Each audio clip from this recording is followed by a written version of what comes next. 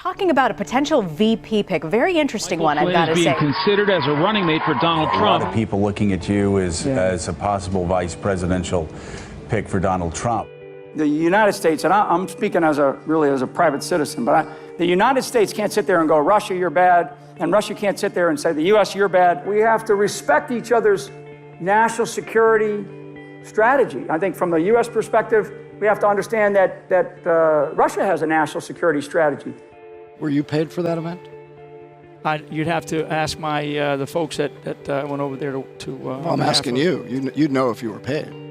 Yeah, I mean, I went over there as a speaking event. It was a speaking event.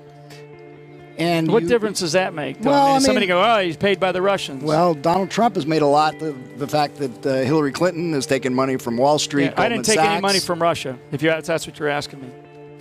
Well, then who paid you?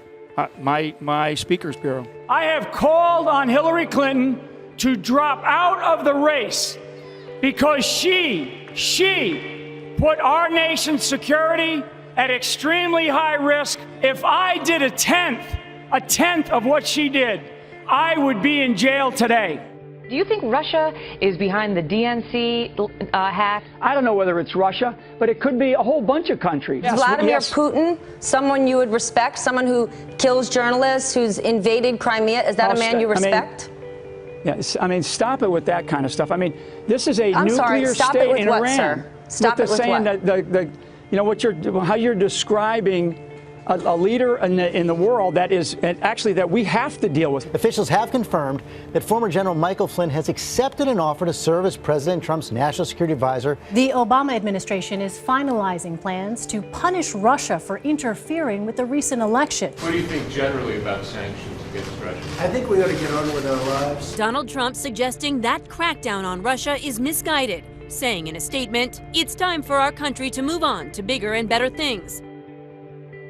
Michael Flynn was in touch with the Russian ambassador on the day the United States government announced sanctions for Russian interference with the election. Did that contact help with that Russian kind of moderate response to it, that there was no counter-reaction from Russia? They did not discuss anything having to do with the United States' decision to expel diplomats or impose a censure against Russia. The Washington Post is reporting that his contacts with the Russians before the inauguration were inappropriate, possibly illegal. I don't know about it. I haven't seen it. What report is that? As recently as Wednesday, Flynn denying the sanctions came up at all, now saying he doesn't recall the topic coming up, but isn't completely certain. So you cannot say whether or not and answer, Chuck. The president still has confidence in his national security advisor. It's not for me to tell you what's in the president's mind. Do you think he should step down? No, I don't. I have great confidence in Mike Flynn. He's probably the best intelligence officer of his generation. Does the national security advisor right now enjoy the full confidence of President Trump? Yes, General Flynn does enjoy the full confidence of the president.